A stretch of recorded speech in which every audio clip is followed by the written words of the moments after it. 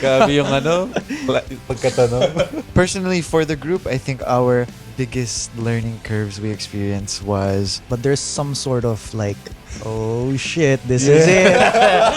Kung di mo kaya gawin sa rehearsal, what makes you think na kaya mo pa siyang gawin on stage? Very So, true. Masarap pumasok sa kwarto na knowing na nakakapagbigay ka ng light sa mga tao sa paligid mo. Minsan nagkakasalubong kami, lalo na pag morning, nagkakasalubong kami pero hindi kami nagpapansinan. yung humor natin.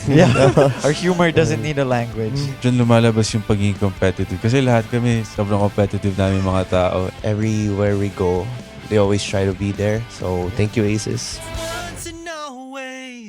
Hello, everyone, and welcome to another episode of Once and Always a Fanboy with me, your host, Chris Cantada Force. I'm really excited about today's guest. I first met them at the 2024 Spotify Rap Dinner, where we were all being recognized with awards that night. By chance, we ended up at the same area of this really long table, and my very first impression of them wasn't even about the music. It was how genuinely kind and friendly they were. They didn't know who I was or that I'd been around the music industry for decades. They were just themselves, and that stuck with me. Since then, I've been wanting to have them on the show, and I'm so glad we finally made it happen, especially at such an exciting time. They just dropped their brand new single, Headlines, and are only a few weeks away from their very first solo concert. Fangirls and fanboys, BGYO! Yeah! Hello po. Yeah. Mabuhay! Ako po si Nate. Hey guys, my name is Mickey. Ako po si JL.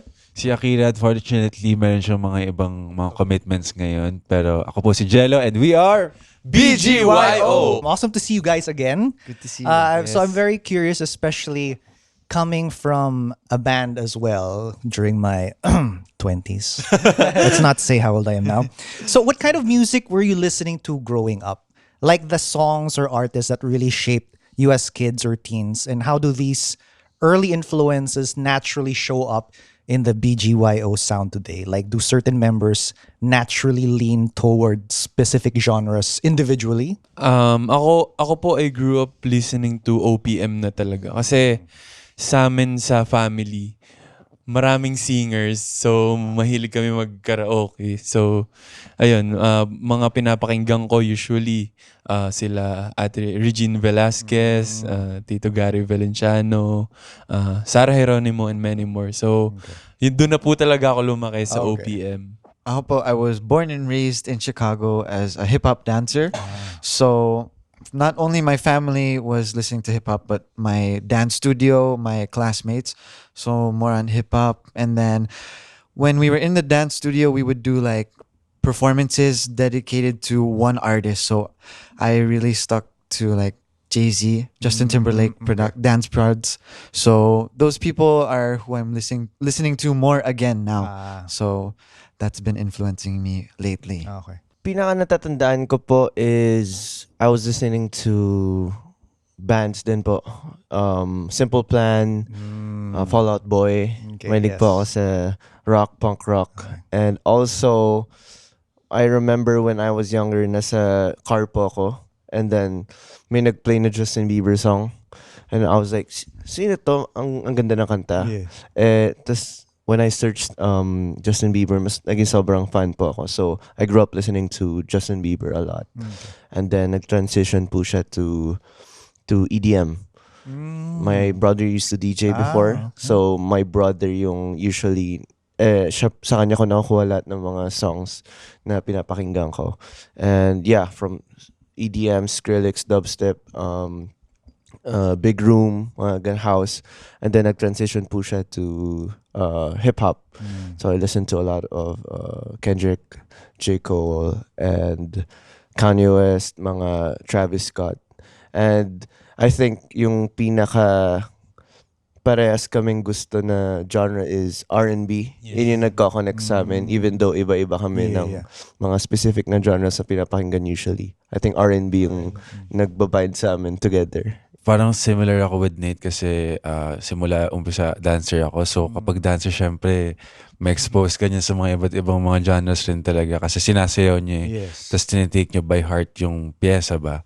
Pero ako growing up, I grew up listening to a lot of mga like Chris Brown, Neo, ganyan. Then, nung tumagal, nung mas naging dancer, mas nahanap ko na yung kung saan ako sa dance.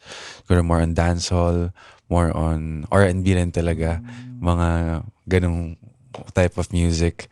And I think itong concert na to, yung mangyayari sa October 4, and yung mga ginagawa namin ngayon as a group, parang mas makikita dun yung mga sarili-sariling taste rin namin. Tsaka kung paano namin i-attack yung mga parts namin. For example, sa song, mga ganun po. I can sense nga the overall BGYO sound really sounds like all of your influences. So Yeah. that's pretty cool.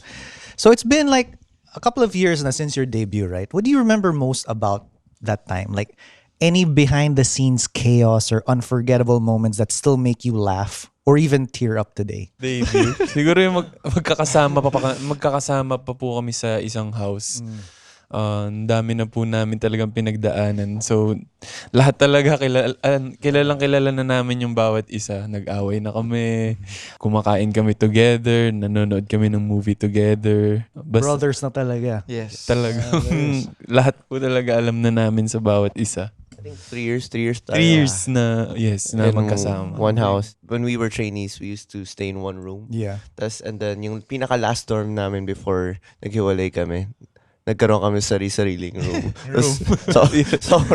sobrang nakakatawa lang yung difference kasi when we were in one room, sobrang gulo, sobrang chaotic. Tapos yung may sarili-sarili na kaming room. Wala na nagkikita-kita masyado sa living room. Wala Kainan na lang. Nasa sari-sariling kwarto na. Minsan nagkakasalubong kami, lalo na pag morning, nagkakasalubong kami pero hindi kami nagpapansinan. Like sa hagdanan. Mga nakataas pa yung buhok. Tapos madaling araw may kukuha sa ref ng makakasalubong ka kukuha sa ref ng pagkain. Ito, nakakasalubong ko palagi pag mga 3 a.m. Ikaw nga naglalagay ka pa ng chili oil sa pagkain. Pero yeah, pagdating naman po sa BGY when it comes to yung career namin, I think yung pinaka-memorable sa amin is yung pinaka-debut po talaga because we had a debut stage na we performed The Light, which is our first Yes. song. And it was pandemic po kasi that time. So, yung mga sa LED po is naka-zoom.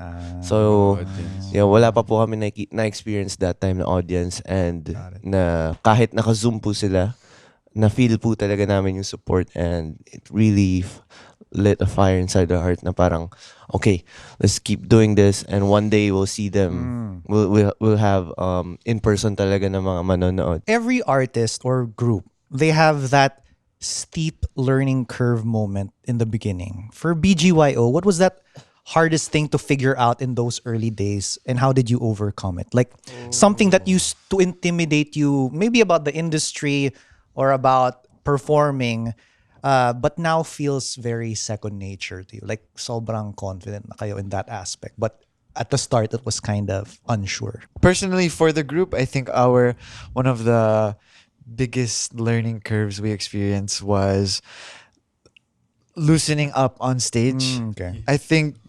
I don't know if other people can tell, but for us, when we see ourselves after the performance, we're like so stiff in the first few, like our first year, we're like a different person. Parang robot. And we're not like enjoying, we're like just trying to do good, but we're not really us. Parang Kasi- it was all in your yeah, head. Like, we're really nervous, especially before like we're hitting each other's backs and trying to loosen up, but it's like still stiff. So I Yeah. think that was one of the things we had to get used to with experience. Even sa interviews, di ba, yeah. before, Oh yeah. we were so quiet nga din po eh. And yung, Yeah, we were like Tapos hindi namin alam kung sino yung sasagot. Lalo na pag sa ibang bansa.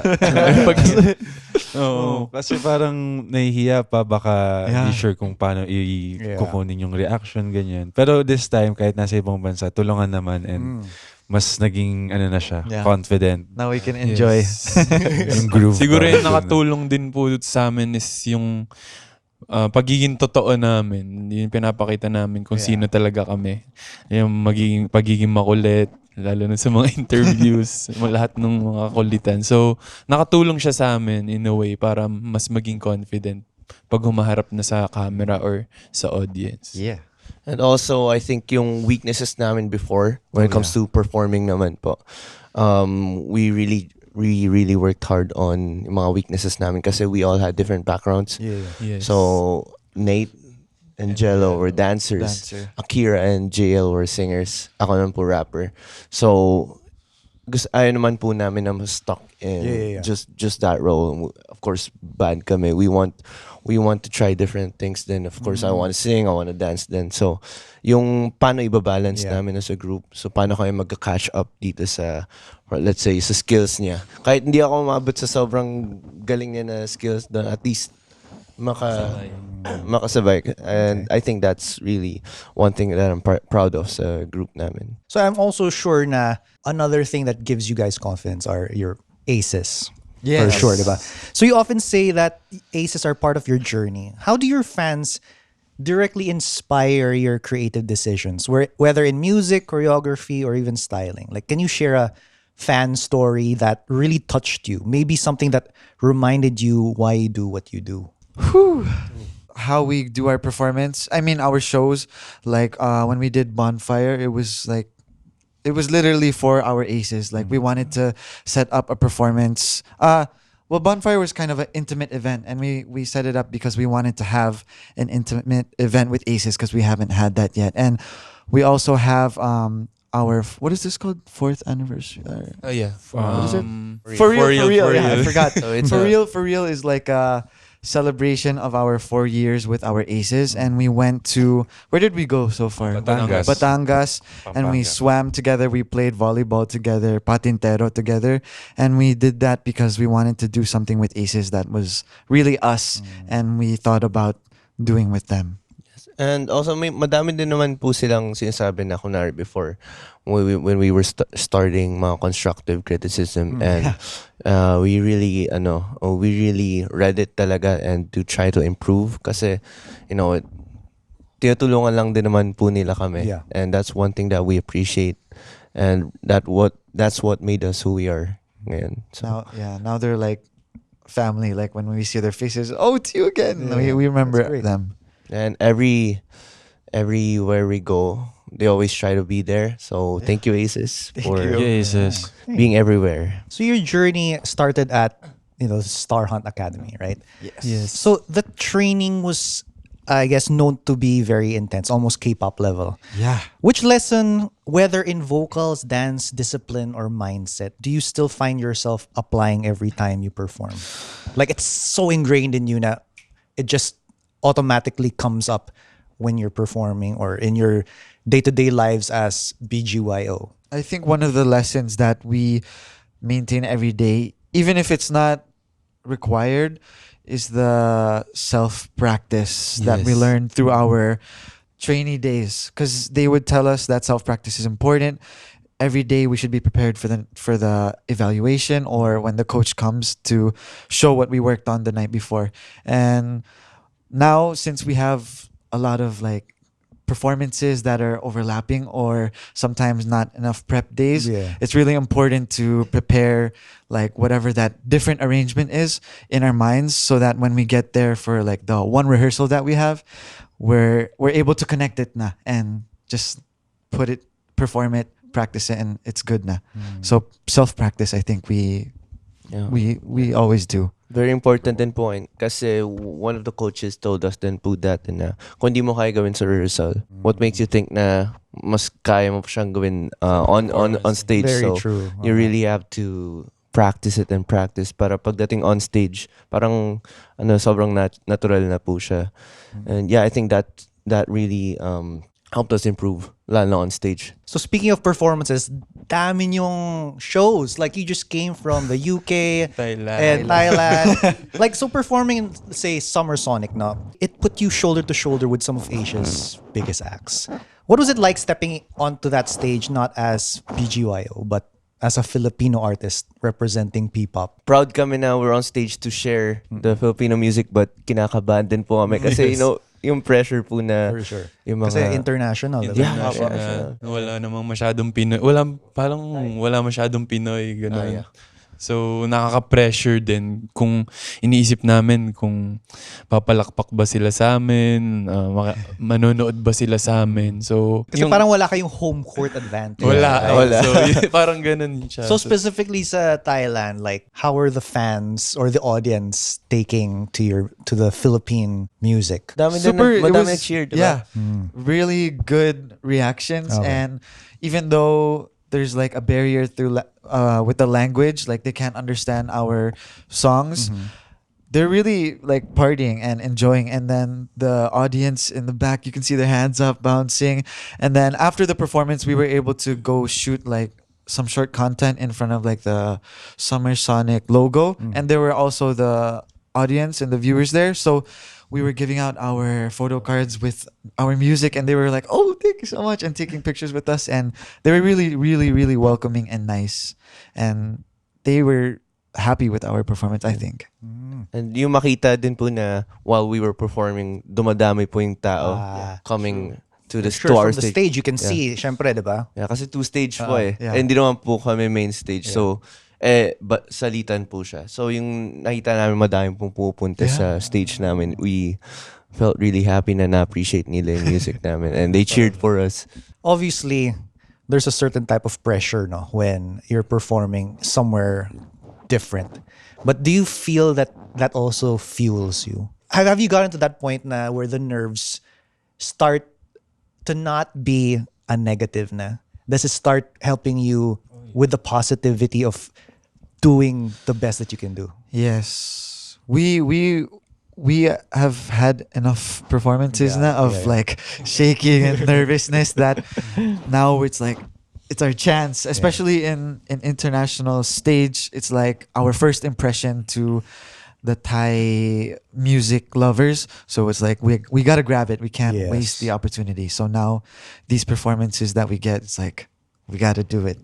We gotta enjoy and give our best more than be tight and nervous. Every time we were outside the Philippines, parang back to zero kami. Kasi we were out Yeah, there yeah. trying to perform, trying to promote our group. Sino ba naman kami outside the Philippines? So parang nag-debut days ulit siya. So, mas hungry po kami. Diyan lumalabas yung pagiging competitive. Kasi lahat kami, sobrang competitive namin mga tao. And kumbaga nung trip lang na to, yung latest trip namin sa UK tsaka Thailand, parang naisip ko one time na parang grabe, ang blessed rin namin na nakakalabas kami ng bansa na at kahit nagtatrabaho ka, parang you're enjoying and you're kasama mo yung mga tao na gusto mo na sa buhay. And alam mo yun, parang naisip ko lang noon time na nagpe-perform kami doon, ay hindi ako papayag talaga na hindi ko gagalingan dito. Kasi dati nagko-compete ako sa ibang bansa. As in, sariling kong pera yun, sariling gigs, ganyan. Pero ito, Libre lahat. Gagalingan mo na lang talaga. Tsaka music mo naman yung dala mo eh. Yeah. So, thank you, Summer Sonic. Thank you, and Summer Sonic. ASAP. And Family. Aces na pumunta rin sa Thailand. Meron din. Meron. Oh, Yes, meron wow, po. that's awesome. So you really feel the love from the Aces sa talaga. airport. Amazing. So you've been through international stage, debut stage, but this October you'll finally stand on your own stage with a Finally. show that's 100% yours. What part of that are you most thrilled for, and what part still keeps you awake at night? Grabe yung pagkatanong. The part that I'm most excited about is our flavor in this concert. I think this is one of the performances where we have the most flavor personally and input, that they'll see like the performance be like, oh, this is so you. And they'll really feel it through the music and like the way the performance was arranged. I can't wait for everybody to see it. And to share, pakita sa mga tao na how much we've grown. Yeah. Simula pa lang nung early stages namin, and of course how our music evolved, especially yung new EP namin that's coming out. yes. And we can't wait to perform that sa concert po namin. Sobrang na-excite ako for the Aces na makita yung pagka-nostalgic tsaka yung parang pinaka-story ng lahat ng mga songs na nilalabas namin since day one. Yeah. And it's just the start din pa rin po eh. The Dami music we are gonna release Yeah. this month. Madami pa po na kaming nahanda, and Yeah. Actually parang siyang debut stage pa rin eh. Parang siyang debut Yeah. stage. Yun, ito talaga yun. Kumbaga, kaya yung title din nung concert namin is Now. So parang papakita namin na this is BGYO Now. Tsaka kung bakit now, abangan yan. Yes. Marami maririnig. So what's keeping you like? Syempre, there's excitement, but there's some sort of like, oh shit, this is it. ano yung mga the nervousness that you can't help but think. I mean, you're trying to be all positive, but what's that one thing as a group na parang we gotta make this particular aspect of the concert like as perfect as we can. Actually, sa UK pa lang, UK, Thailand, syempre, nandun kami. Pero yung utak namin minsan, nandun sa concert. So, hindi siya maiwasan na kailangan talaga namin siya mapag-usapan. Lalo na yun nga sa music, sa mga ipe-perform namin. So, Even the choreo. Madami pa po kami kasing tinatapos. And syempre, schedules packed po siya. Especially coming from Bangkok Yes. and England. Grabe yung kaba namin kung kakayanin ba natin tong concert na to, ganun. Pero we've been through so much na similar sa ganito, pero na we're still confident na we're gonna have a really good show. Ako, the stamina.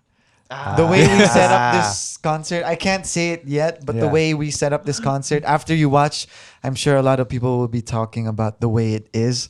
Stamina is really, really important this time. pahiram po ng, More important than like, manghihiram po kami ng lungs. Pang lungs. Para sa concert May na to. oxygen machine. Nakalagay na sa likod. Yeah, yung takot lang talaga na syempre gusto naming ma-perfect lahat ng mga pyesa doon. Yun lang naman yun. yeah. And syempre yung kaba din na mag-enjoy ba sila? Kahit gusto mo yung i-perform natin, yung ano din, Parang magustuhan you're ba ng thinking mga tao? about aces as well, Yeah. diba? Yes. You're thinking about what journey they'll go through while they watch. Yeah. Tsaka yung pressure din, nakausap din namin si Direk Loren one time na, boys, ready na ba kayo? Yung mga ganun, parang, ready na ba kami? Siyempre, ready na kami. So, dun nadadagdag talaga lagi yung kaba. Pero, alam namin sa sarili namin na kayang-kaya namin. Ayan, with all the people trusting us, Yes. got it. Did you ever imagine this moment back when you were still trainees at Starhunt Academy? Like, what would the trainee versions of yourselves say if they saw you headlining your own show now? Oh. Feel ko magugulat yung version na yun sa akin dati. Pero feeling ko at the same time expect niya kasi... Because that's what you wanted to do. You come into this industry always wanting for greatness for your group. So I guess eventually, magugulat lang kayo pero this is the natural trajectory, diba? Yeah. For all of you, I'm sure. Ito yung, as kids, I wanna have my own concert. Tsaka pag nangangarap ka talaga, parang nakastuck talaga yung sa utak mo. So alam mo talaga mangyayari. And feeling ko, mapo-proud, mapo-fulfill, and we made it. Malayo pa ang pwede pa mangyayari. Yeah. Malayo pa. Ay, malayo na pero malayo pa. Malayo na pero Ako malayo. feeling ko yung trainee self sasabihin niya siguro hindi niya i-expect kung sino ako ngayon kasi maraming doubts yung trainee self ko noon na parang ma-achieve ko ba to? Kumbaga dati hindi ako marunong sumayaw, ganyan. So parang galing mo. Parang kaya mo na yan ngayon. Proud. Parang, yes. My trainee self would be I think he would be super surprised with all of the changes that we went through, especially not just personally like the talent or like the performing, but the way our music sounds from before is way different, and everything we were interested in before, there's so much added onto it now. So it's like we took so much knowledge in and like grew big, and like it's such a big difference now, and I think he would be very proud and he would want to be that person he is today. Ako same din. Masa-surprise, of course, and pinaka-importantly is mapaproud kasi after 4 years. 4 years as including as BGYO. 4 years. Finally, first ever concert, and I'm sure ma-proud yung trainee staff ko kasi nakita niya kung gaano kalaki yung growth namin from before, and finally the first ever concert nga that we've been dreaming of. Trainees pa lang. Yeah. In today's connected world, the future of marketing is personal. DMAP's DigiCon 2025, The Age of I, The Power of Personalization, is the Philippines' biggest digital marketing event, now on its 10th year. Happening October 16th to 17th at the Marriott Hotel Manila. Discover how AI, data, and emerging technologies are transforming the way brands connect, engage, and grow. Explore 5 powerful tracks. Impact for brand building with tech and creativity. Innovation for AI and emerging technologies. Immersive for digital commerce and retail. Intelligence for data and analytics. Interactive for business transformation for the digital world. Tickets are selling out fast. Register today at digicon.com.ph. DMAP's Digicon 2025, The Age of I. Personalization at scale. Powered by tech. For more information and tickets, visit digicon.com.ph. So since this show is called Once and Always a Fanboy, what are you all currently fanboying or geeking out over individually? Like, may pinapanood ba kayo na TV show ngayon? Are you reading something? Ano yung mga, what outside of music, ano yung, what gets you excited currently? Ako, I think Mickey will say this then. The Jujutsu Kaisen movie coming out, Demon Slayer movie. Other than watching, I'm fanboying over Tame Impala. And then, of course, I've always loved gaming and cars. So same. I still have been sticking with my same little hobbies off of work. Ako naman po, outside music, similar kay Nate. More on anime. Anime po.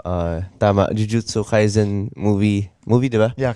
And then, what's the other one? Demon Slayer movie na hindi ko pa napapanood kasi we were in Bangkok, tas UK. I wanted to watch it sana before we left, pero too late. Yeah.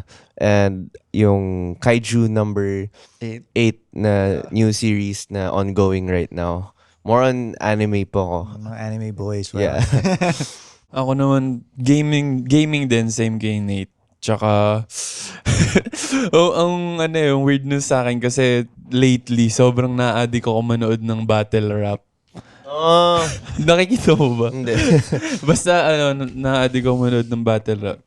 If familiar ka po doon sa battle rap dito sa Philippines, yung flip top. Yeah, I've Yes. Parang, ewan ko, na-amazed din ako sa mga battle rapper na yung totoo parang gumagawa din sila ng lyrics. Yeah. So parang nag-acting din sila, parang hindi nanonood ng Parang show. performance din talaga. So in a way may napupulot din naman when it comes to performing. So yun. Ako naman, siguro outside my work is yung movies din. Puro ako movies ngayon sa Netflix. Like, puro mga indie or rom-com, ganun. And siguro masaya ako ngayon kasi nabuhay na yung mga superheroes ko nung bata. So, yung mga movies ngayon na superheroes, marami nang lumalabas ngayon. Yeah. Damn. And like, ano pa ba? Cooking. Yun po. Oh, okay. So you're the cook. Yeah. You're the cook in Lutuan mo the naman kami. Sige, tara, mamaya.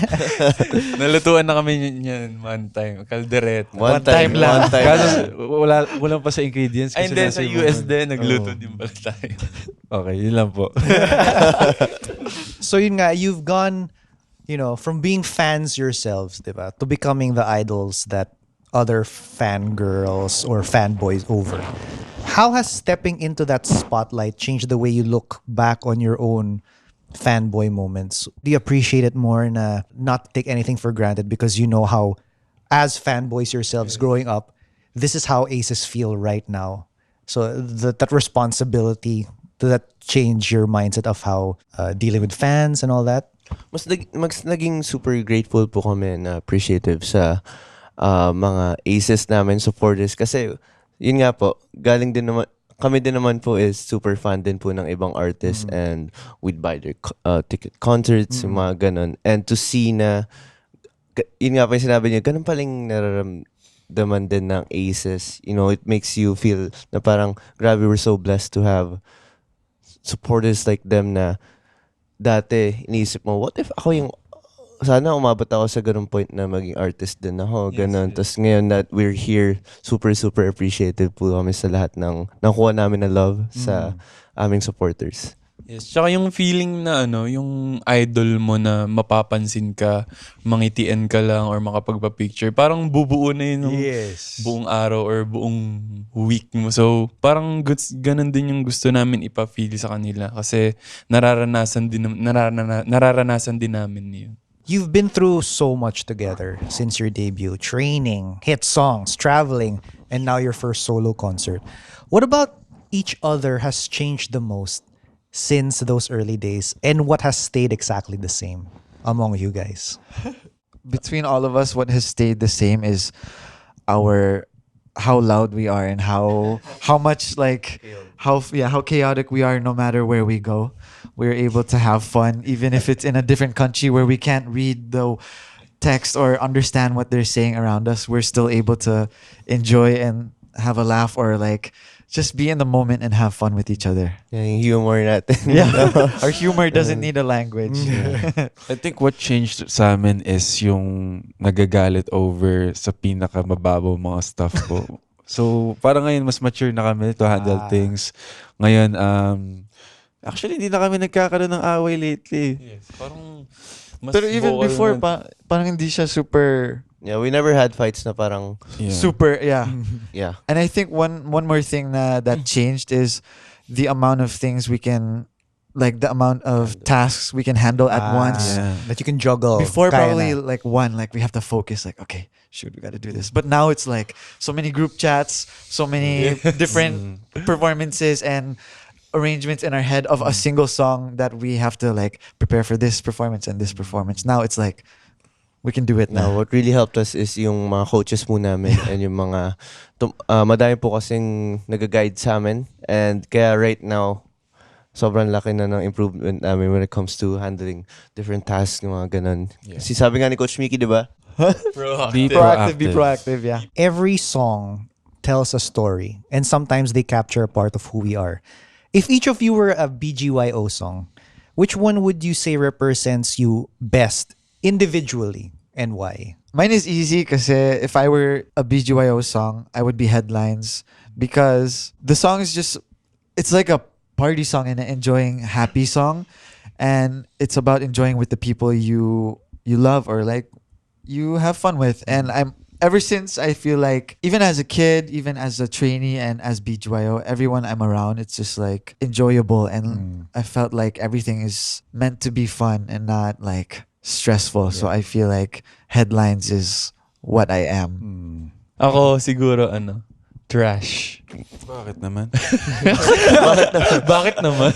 Hindi, kasi ako as a person, parang kaya ko itapon lahat hindi naman sa isang tao. Kumbaga sa lahat ng ginagawa ko. Kumbaga, kaya kong isang tabi muna yung mga ibang bagay para lang makakapag-focus dun sa ginagawa ko.